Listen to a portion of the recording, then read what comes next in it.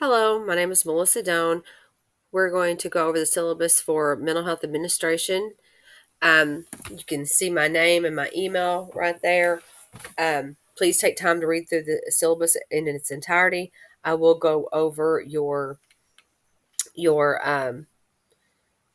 syllabus briefly, but if you have any specific questions, or please feel free to reach out to me. If you do reach out to me over anything regarding the class and you have a question or you need a phone call or you want to do a Google Meet, just send me an email that says that, hey, I need to meet with you. This is about how long I need to schedule for. Here's my availability, and I'd like to meet by phone or email. And that way, it's just efficient. I can send you an appointment time right back when I get that. So I appreciate that kind of communication, if you would. The first part here just shows you that this class has a lot of articles because there's not a textbook that can keep up with all the changes within, like, the healthcare systems and all the changes within the policies that govern mental health, state board changes, things like that. So we take and use articles and try to update those as much as possible. If you go through here, you'll see what the KCREP standards are and how we're meeting that for this course. If you want to take a minute out to read that yourself, I'm not going to go over it. So again, there is not a textbook for this class. You have a signature assignment, which I'm going to go over at the end. So the bulk of the class is built up on developing your own agency. We start off with exploring the state board that you want to be licensed in. So whether you want to be licensed in Wyoming or Michigan or Florida or Kentucky, you're going to research that state board and do a little grid and answering that. In my lecture, you'll see that I did that for Texas. And so you'll do that for your state.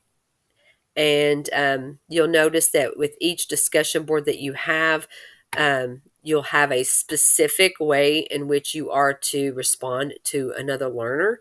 And in doing so, um, if you just say that you enjoyed their post, or if you say good job or it was really good, those type of things, you will not get points for that response. So know that you will not get points for a non-specific feedback response. The second discussion board is going to go over models and roles of supervision. The rest of the modules are going to build upon each other, so you can kind of do like a running Word document where you're going to basically imagine in your head what a perfect agency would look like, and you're going to start to develop that. So you're going to choose a facility, you're going to talk about who you would employ, and each week we're going to take and come up with the idea of adding another component to that agency. We are not trying to get grant funding to open a new business, so we're not going into that specific.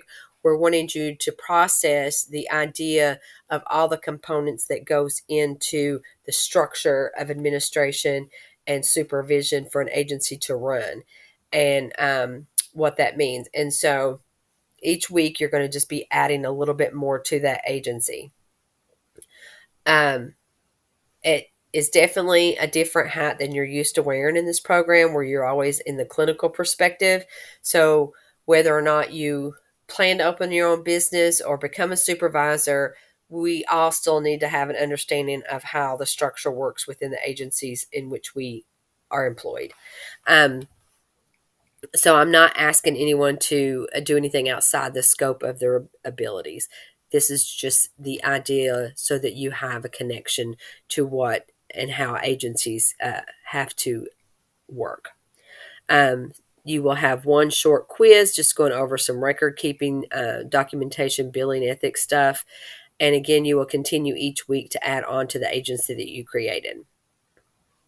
And you will use that information to utilize your last discussion board and ask questions. So you're just going to be communicating back and forth. Make sure that you go back and look at your discussion board's feedback at the end of every week. Everything's due on Sundays. I ask that you respond to another learner a couple of weeks, or a couple of days, I'm sorry, if you can, but everything's due on Sundays. I grade on Mondays. So whatever week you're in, I'll grade it on that Monday. Uh,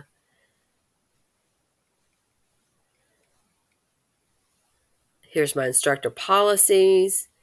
And so in your signature assignment, what you'll notice is that you're going to get a scenario. You have some videos that you can watch where you can see a scenario. In this scenario, you are the clinical supervisor. You're not the clinician. So when you write this paper, you need to make sure that you realize you're the supervisor. How, as a supervisor, will you handle this ethical situation?